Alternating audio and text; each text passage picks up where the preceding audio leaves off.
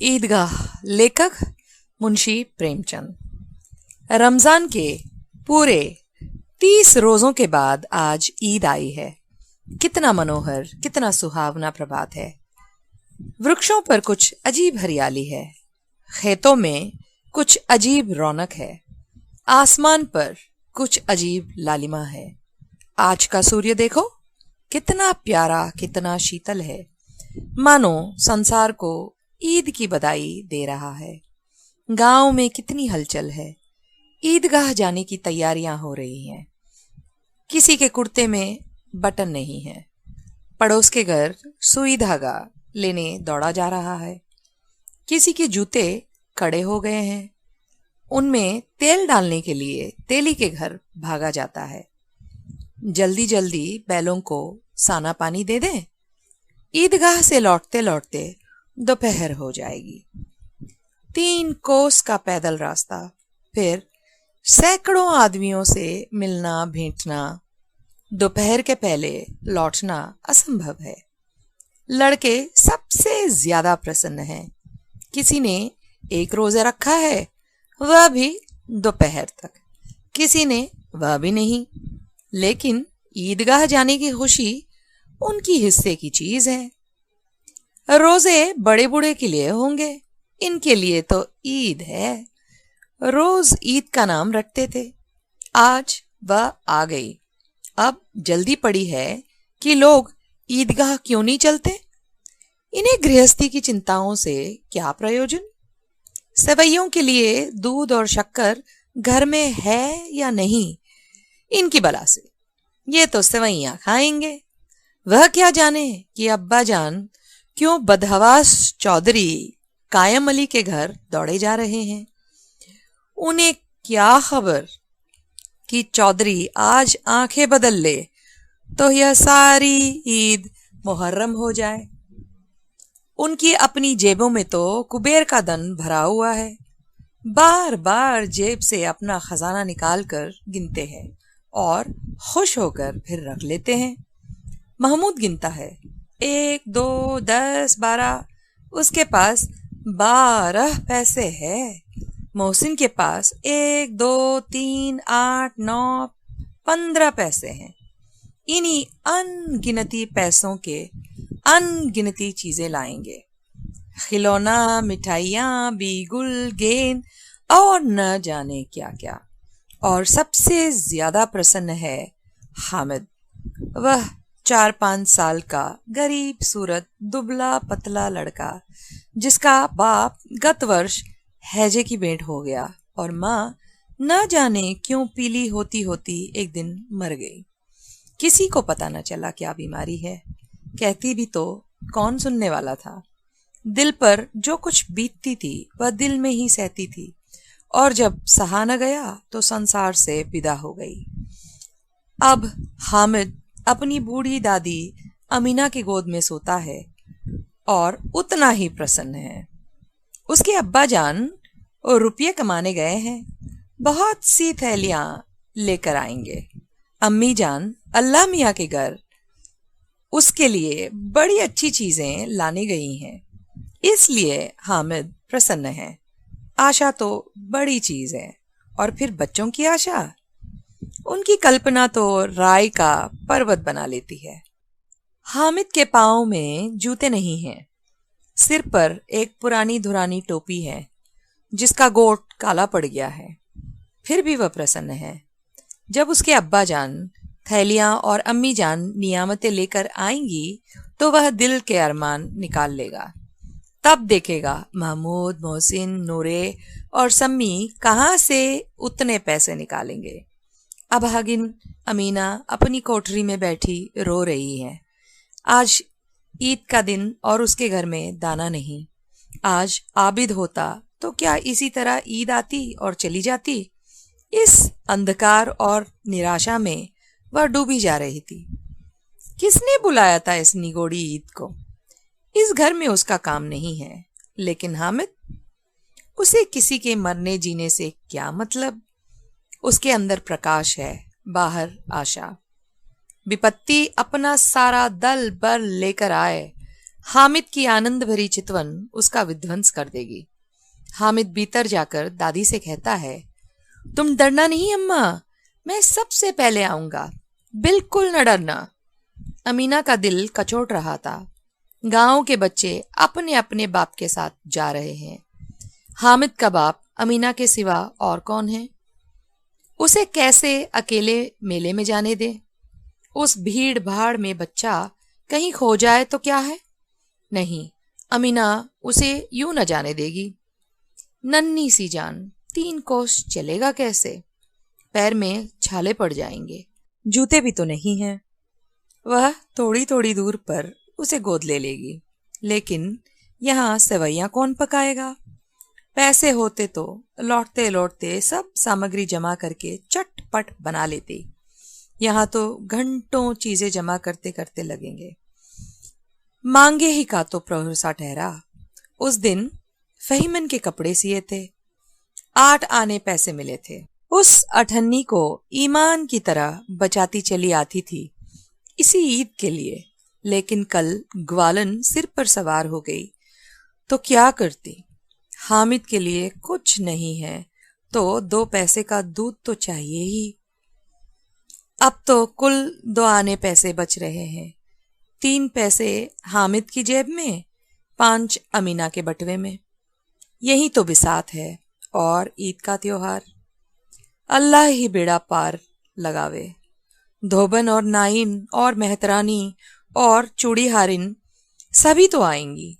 सभी को सेवैयां चाहिए और थोड़ा किसी की आंखों नहीं सुहाता। किस किस से मुंह चुराएंगी? और मुंह क्या चुराए? साल भर का त्योहार है। जिंदगी खैरियत से रहे, उनकी तकदीर भी तो उसी के साथ है। बच्चे को खुदा सलामत रखे, ये दिन भी कट जाएंगे। गांव से मेला चला और बच्चों के साथ हामिद भी जा रहा था। कभी सबके सब दौड़कर आगे निकल जाते, फिर किसी पेड़ के नीचे होकर साथ वालों का इंतजार करते। ये लोग क्या इतना धीरे धीरे चल रहे हैं?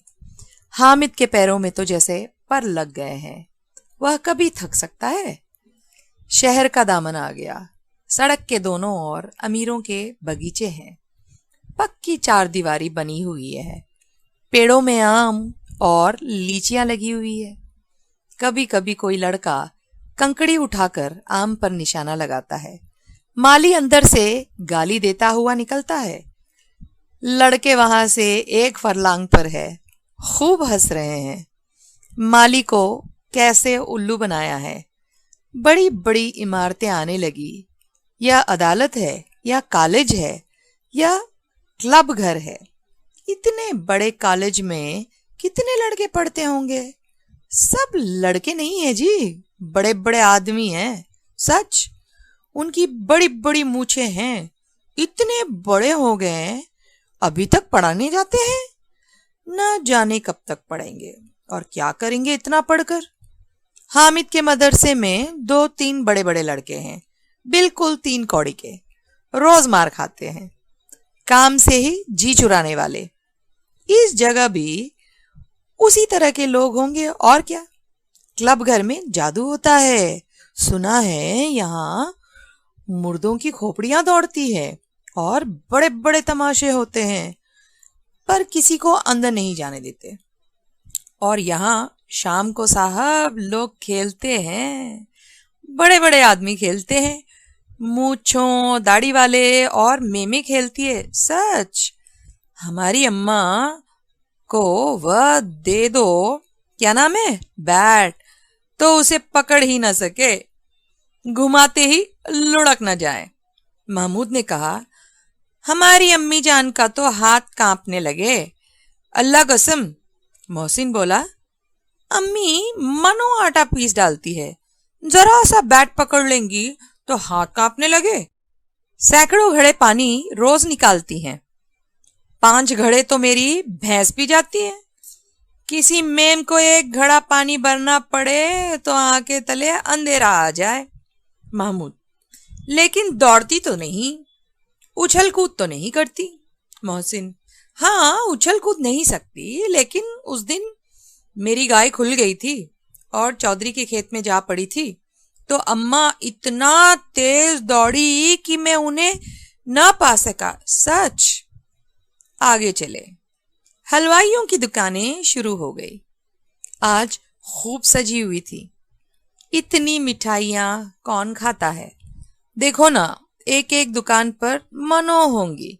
सुना है रात को जिन्नात आकर खरीद ले जाते हैं।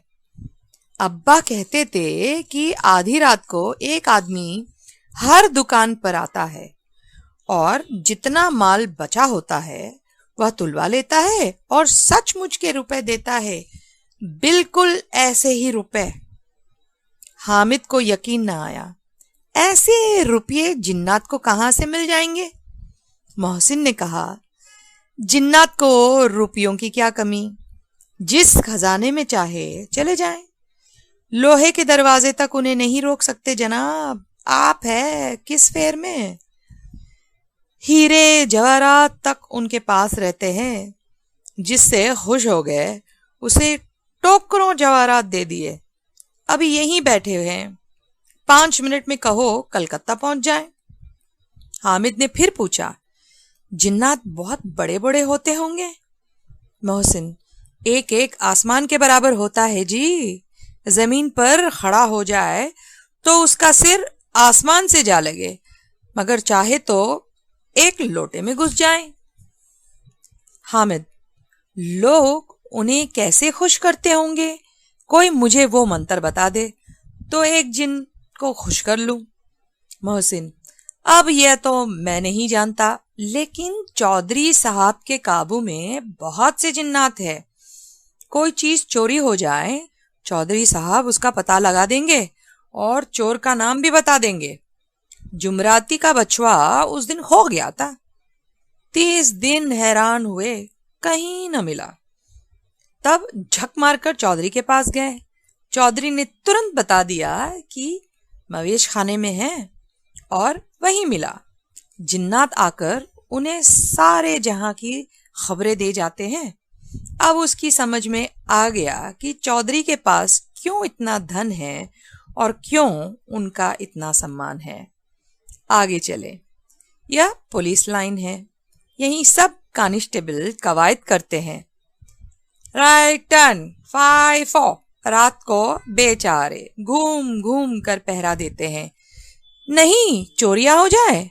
मोहसिन ने प्रतिवाद किया, यह कांस्टेबल पहरा देते हैं? तभी तुम बहुत जानते हो। अजी हजरत, ये चोरी कराते हैं। शहर के जितने चोर डाकू है सब इनसे मिले रहते हैं। रात को ये लोग चोरों से तो कहते हैं चोरी करो, और आज दूसरे मोहल्ले में जाकर जागते रहो पुकारते हैं। अभी इन लोगों के पास इतने रुपए आते हैं। मेरे मामू एक थाने में कांस्टेबल है, 20 रुपया महीना पाते हैं, लेकिन 50 रुपये घर बेचते हैं। अल्लाह कसम। मैंने एक बार पूछा था कि मामू आप इतने रुपये कहाँ से पाते हैं? हंसकर कहने लगे, बेटा अल्लाह देता है। फिर आप ही बोले, हम लोग चाहे तो एक दिन में लाखों मार लाए। हम तो इतना ही लेते हैं जिसमें अपनी बदनामी न हो और नौकरी न चली जाए। हामिद ने पूछा, यह लोग चोरी करवाते हैं तो कोई इन्हें पकड़ता नहीं? मोहसिन उसकी नादानी पर दया दिखाकर बोला, अरे पागल, इन्हें कौन पकड़ेगा? पकड़ने वाला तो यह खुद है, लेकिन अल्लाह इन्हें सजा भी खूब देता है। हराम का माल हराम में जाता है। थोड़े ही दिन हुए, मामू के घर में आग लग गई। सारी लेई पूंजी जल गई, एक बर्तन तक न बचा। कई दिन पेड़ के नीचे सोए। अल्लाह कसम, पेड़ के नीचे। फिर न जाने कहां से 100 कर्ज लाए तो बर्तन भाड़े आए। हामिद, 100 तो 50 से ज्यादा होते हैं। कहाँ 50, कहाँ 100। 50 एक थैली भर होता है, 100 तो 2 थैलियों में भी ना आवे। अब बस्ती घनी होने लगी थी। ईदगाह जाने वालों की टोलियां नजर आने लगी, एक से एक भड़कीले वस्त्र पहने हुए। कोई इक्के तांगे पर सवार, कोई मोटर पर। सभी इत्र में बसे, सभी के दिलों में उमंग। ग्रामीणों का यह छोटा सा दल अपनी विपन्नता से बेखबर संतोष और धैर्य में मगन चला जा रहा था। बच्चों के लिए नगर की सभी चीजें अनोखी थी। जिस चीज की ओर ताकते ताकते ही रह जाते, और पीछे से बार बार हारन की आवाज होने पर भी न चेतते। हामिद तो मोटर के नीचे जाते जाते बचा।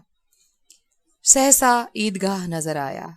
ऊपर इमली के घने वृक्षों की छाया, नीचे पक्का फर्श है जिस पर जाजिम बिछा हुआ है, और रोजदारों की पंक्तियां एक के पीछे एक न जाने कहां तक चली गई हैं, पक्के जगत के नीचे तक, जहां जाजिम भी नहीं है।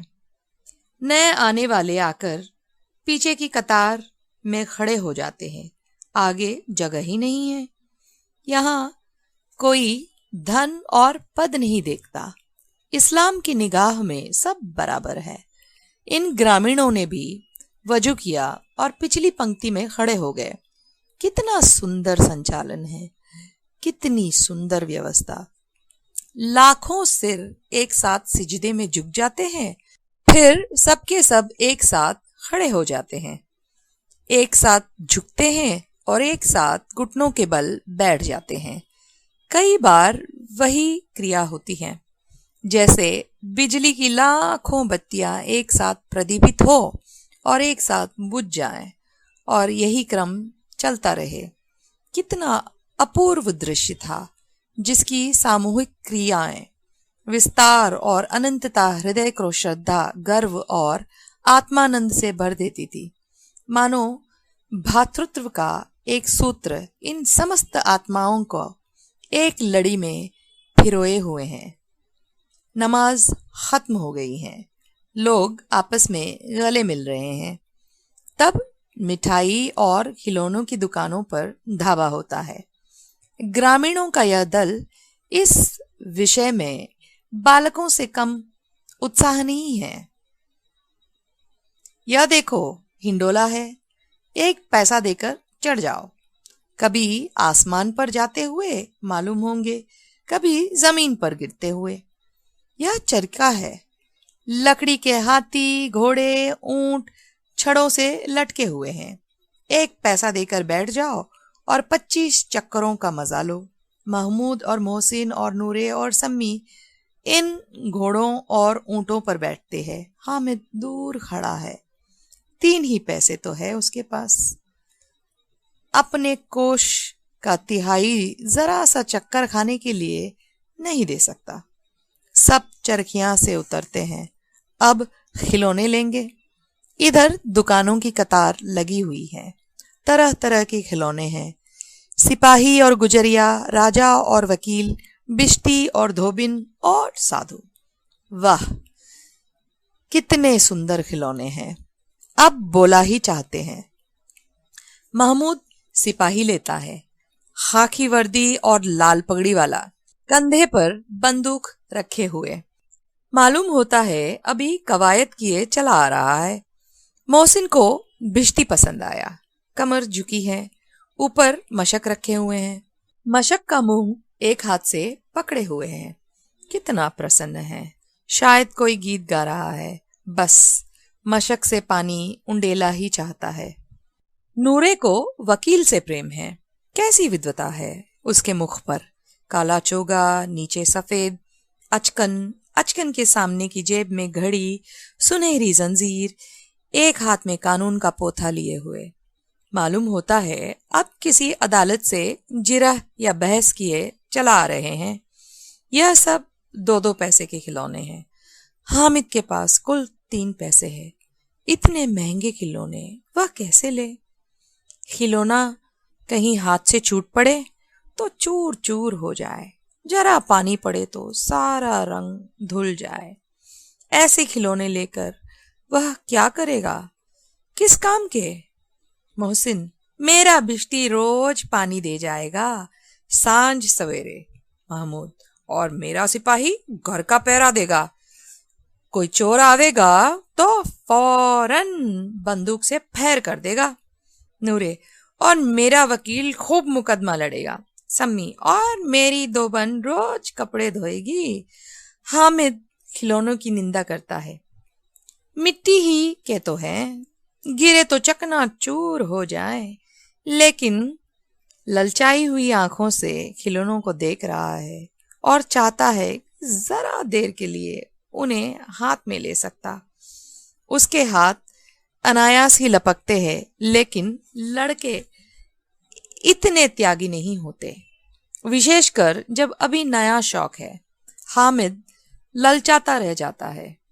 खिलौनों के बाद मिठाइयाँ आती हैं। किसी ने रेवड़ियाँ ली हैं, किसी ने गुलाब जामुन, किसी ने सोहन हलवा। मजे से खा रहे हैं। हामिद उनकी बिरादरी से पृथक है। अभागे के पास 3 पैसे हैं, क्यों नहीं कुछ लेकर खाता। ललचाई आंखों से सबकी ओर देखता है। मोहसिन कहता है, हामिद रेवड़ी ले जा, कितनी खुशबूदार है। हामिद को संदेह हुआ, वह केवल क्रूर विनोद है। मोहसिन इतना उदार नहीं है, लेकिन यह जानकर भी वो उसके पास जाता है। मोहसिन दोनों से एक रेवड़ी निकालकर हामिद की ओर बढ़ाता है। हामिद हाथ फैलाता है। मोहसिन रेवड़ी अपनी मुंह में रख लेता है। महमूद, नूरे और सम्मी खूब तालियां बजा बजा कर हंसते हैं। हामिद खिसिया जाता है। मोहसिन, अच्छा, अब की जरूर देना। हामिद, अल्लाह कसम ले जाओ। हामिद, रखे रहो, क्या मेरे पास पैसे नहीं है। सम्मी, 3 ही पैसे तो हैं, 3 पैसे में क्या क्या लोगे। महमूद, हमसे गुलाब जामुन ले जाओ। हामिद, मोहसिन बदमाश है। हामिद, मिठाई कौन बड़ी नेमत है, किताब में इसकी कितनी बुराइयां लिखी हुई है। मोहसिन, लेकिन दिल में कह रहे होंगे कि मिले तो खा ले, अपने पैसे क्यों नहीं निकालते। महमूद, हम समझते हैं इसकी चालाकी। जब हमारे सारे पैसे खर्च हो जाएंगे तो हमें ललचा ललचा कर खाएगा। मिठाइयों के बाद कुछ दुकानें लोहे की चीजों की हैं, कुछ गिलट और कुछ नकली गहनों की। लड़कों के लिए यहाँ कोई आकर्षण न था। वह सब आगे बढ़ जाते हैं। हामिद लोहे की दुकान पर रुक जाता है। कई चिमटे रखे हुए थे। उसे ख्याल आया, दादी के पास चिमटा नहीं है। तवे से रोटियां उतारते हाथ जल जाता है। अगर वह चिमटा ले जाकर दादी को दे दे तो वह कितनी प्रसन्न होंगी, फिर उसकी उंगलियां कभी न जलेंगी। घर में एक काम की चीज हो जाएगी। खिलौनों से क्या फायदा, व्यर्थ में पैसे खराब होते हैं। जरा देर ही तो खुशी देती हैं, फिर तो खिलौनों को कोई आंख उठाकर नहीं देखता। या तो घर पहुंचते पहुंचते ठूट फूट बराबर हो जाएंगे, या छोटे बच्चे जो मेले में नहीं आए हैं जिद करके ले लेंगे और तोड़ डालेंगे। चिमटा कितने काम की चीज है। रोटियों तवे से उतार लो, चूल्हों में सेक लो। कोई आग मांगने आवे तो चटपट चूल्हे से आग निकाल कर उसे दे दो। अम्मा बेचारी को कहाँ फुर्सत है कि बाजार आए, और इतने पैसे ही कहाँ मिलते हैं। रोज हाथ जला लेती हैं। हामिद के साथी आगे बढ़ गए हैं। सबील पर सबके सब शरबत पी रहे हैं। देखो सब कितनी लालची हैं, इतनी मिठाइयां ली मगर मुझे किसी ने एक भी न दी। उस पर कहते हैं मेरे साथ खेलो, मेरा यह काम करो। अब अगर किसी ने कोई काम करने को कहा तो पूछूंगा, खाए मिठाइयां, आप मुंह सड़ेगा, फोड़े पुंसियां निकलेंगी, आप ही जबान चटोरी हो जाएगी।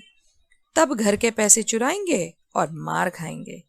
किताब में झूठी बातें थोड़ी ही लिखी हैं, मेरी जबान को क्या खराब होगी। अम्मा चिमटा देखते ही दौड़ कर मेरे हाथ से ले लेंगी और कहेंगी, मेरा बच्चा अम्मा के लिए चिमटा लाया है। हजारों दुआएं देंगी। फिर पड़ोस की औरतों को दिखाएंगी। सारे गांव में चर्चा होने लगेगी। हामिद चिमटा लाया है, कितना अच्छा लड़का है। इन लोगों के खिलौनों पर कौन इन्हें दुआएं देगा? बड़े की दुआएं सीधा अल्लाह के दरबार में पहुंचती है और तुरंत सुनी जाती है। मेरे पास पैसे नहीं है, तभी तो मोहसिन और महमूद यूं मिजाज दिखाते हैं। मैं भी इनसे मिजाज दिखाऊंगा। खेलें खिलौना और खाएं मिठाइयाँ। मैं नहीं खेलता खिलौने, किसी का मिजाज क्यों सहूं? मैं गरीब सही, किसी से कुछ मांगने तो नहीं जाता। आखिर अब्बा जान कभी न कभी आएंगे, अम्मी भी आएंगी ही। फिर इन लोगों से पूछूंगा कितने खिलौने लोगे। एक एक को टोकरियां खिलौने दूं और दिखा दूं कि दोस्तों के साथ इस तरह सलूक किया जाता है। यह नहीं कि पैसे की रेवड़ियां ली तो चिड़ा चिड़ा कर खाने लगे। सब के सब खूब हंसेंगे कि हामिद ने चिमटा लिया है। हंसे मेरी बला से। उसने दुकानदार से पूछा, यह चिमटा कितने का है? दुकानदार ने उसकी ओर देखा और कोई आदमी साथ न देखकर कहा, यह तुम्हारा काम का नहीं है जी। बिकाऊ है? बिकाऊ क्यों नहीं है और यहाँ क्यों लाद लाए हैं? तो बताते क्यों नहीं? कै पैसे का है? 6 पैसे लगेंगे। हामिद का दिल बैठ गया। ठीक ठीक 5 पैसे लगेंगे, लेना हो लो, नहीं चलते बनो। हामिद ने कलेजा मजबूत करके कहा, 3 पैसा लोगे? यह कहता हुआ वो आगे बढ़ गया कि दुकानदार की घुड़कियां ना सुने। लेकिन दुकानदार ने घुड़कियां नहीं दी, बुलाकर चिमटा दे दिया। हामिद ने उसे इस तरह कंधे पर रखा मानो बंदूक है और शान से अकड़ता हुआ संगियों के पास आया। जरा सुनो तो सबके सब क्या आलोचनाएं करते हैं। मोहसिन ने हंसकर कहा, यह चिमटा क्यों लाया पगले? इसे क्या करेगा?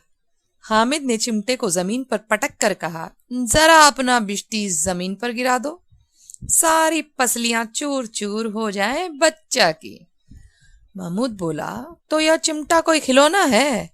हामिद, खिलौना क्यों नहीं, अभी कंधे पर रखा बंदूक हो गई, हाथ में लिया फकीरों का चिमटा हो गया। चाहूं तो इसे मंजीरे का काम ले सकता हूं। एक चिमटा जमा दूं तो तुम लोगों के सारे खिलौनों की जान निकल जाए। तुम्हारे खिलौने कितना ही जोर लगावे, वो मेरे चिमटे का बाल भी बांका नहीं कर सकते। मेरा बहादुर शेर है चिमटा। सम्मी ने खंजरी ली थी, प्रभावित होकर बोला, मेरी खंजरी से बदल लोगे? 2 आने की है। हामिद ने खंजरी की ओर उपेक्षा से देखा। मेरा चिमटा चाहे तो तुम्हारी खंजरी का पेट फाड़ डाले। बस एक चमड़े की झल्ली लगा दी, डब डब बोलने लगी। जरा सा पानी लग जाए तो खत्म हो जाए। मेरा बहादुर चिमटा आग में, पानी में, तूफान में बराबर डटा खड़ा रहेगा। चिमटे ने सभी को मोहित कर लिया, लेकिन अब पैसे किसके पास धरे हैं? फिर मेले से दूर निकल आए हैं। 9 कब के बज गए, धूप तेज हो रही है, घर पहुंचने की जल्दी हो रही है। बाप से जिद भी करे तो चिमटा नहीं मिल सकता है। हामिद है बड़ा चालाक, इसलिए बदमाश ने अपने पैसे बचा रखे थे। अब बालकों के दल हो गए हैं। मोहसिन, महमूद, सम्मी और नूरे एक तरफ है, हामिद अकेला दूसरी तरफ। शास्त्रार्थ हो रहा है।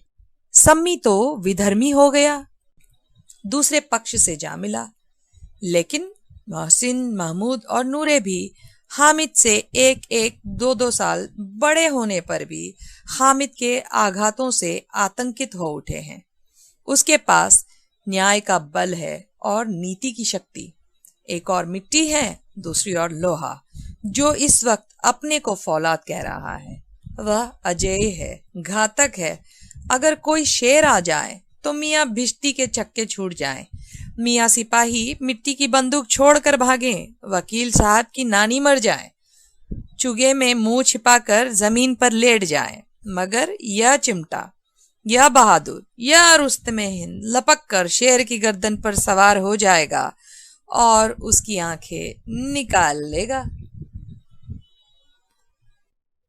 मोहसिन ने एड़ी चोटी का जोर लगाकर कहा, अच्छा, पानी तो नहीं भर सकता। हामिद ने चिमटे को सीधा खड़ा करके कहा, बिश्ती को एक डांट बताएगा तो दौड़ा हुआ पानी लाकर उसके द्वार पर छिड़कने लगेगा। मोहसिन परास्त हो गया, पर महमूद ने कुमक पहुंचाई, अगर बच्चा पकड़ जाए तो अदालत में बंदे बंदे फिरेंगे, तब वकील साहब के ही पैरों पड़ोगे।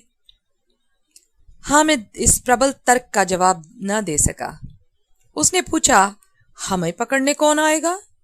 नूरे ने अकड़ कर कहा, यह सिपाही बंदूक वाला। हामिद ने मुंह छिड़ाकर कहा, यह बेचारे हम बहादुर रुस्तमे हिंद को पकड़ेंगे।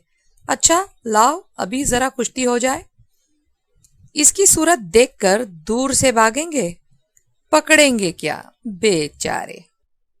मोहसिन को एक नई चोट सूझ गई, तुम्हारी चिमटे का मुंह रोज आग में जलेगा। उसने समझा था कि हामिद लाजवाब हो जाएगा, लेकिन यह बात ना हुई। हामिद ने तुरंत जवाब दिया, आग में बहादुर ही कूदते हैं जनाब। तुम्हारे ये वकील, सिपाही और बिश्ती लौंडियों की तरह घर में घुस जाएंगे। आग में कूदना वह काम है जो रुस्तमे हिंद ही कर सकता है। महमूद ने एक जोर लगाया, वकील साहब कुर्सी मेज पर बैठेंगे, तुम्हारा चिमटा तो बावर्ची खाने में जमीन पर खड़ा रहेगा। इस तर्क ने सम्मी और नूरे को भी सजीव कर दिया। कितने ठिकाने की बात कही है पट्टे ने। चिमटा बावर्ची खाने में पड़े रहने के सिवा और क्या कर सकता है? हामिद को कोई फड़कता हुआ जवाब न सूझा, तो उसने धांधली शुरू की, मेरा चिमटा बावर्ची खाने में नहीं रहेगा। वकील साहब कुर्सी पर बैठेंगे तो जाकर उन्हें जमीन पर पटक देगा और उनका कानून उनके पेट में डाल देगा। बात कुछ बनी नहीं, खासी गाली गलौज थी। कानून को पेट में डालने वाली बात छा गई, ऐसी छा गई कि तीनों सूरमा मुंह ताकते रह गए, मानो कोई धेलचा कनकौआ किसी गंडे वाले कनकौए को काट गया हो। कानून मुंह से बाहर निकालने वाली चीज है, उसको पेट के अंदर डाल दिया जावे, बेतुकी सी बात होने पर भी कुछ नयापन रखती है। हामिद ने मैदान मार लिया, उसका चिमटा रुस्तमे हिंद है। अब इसमें मोहसिन, महमूद, नूरे, सिम्मी किसी को भी आपत्ति नहीं हो सकती। विजेता को हारने वालों से जो चमत्कार मिलना स्वाभाविक है, वह हामिद को भी मिला।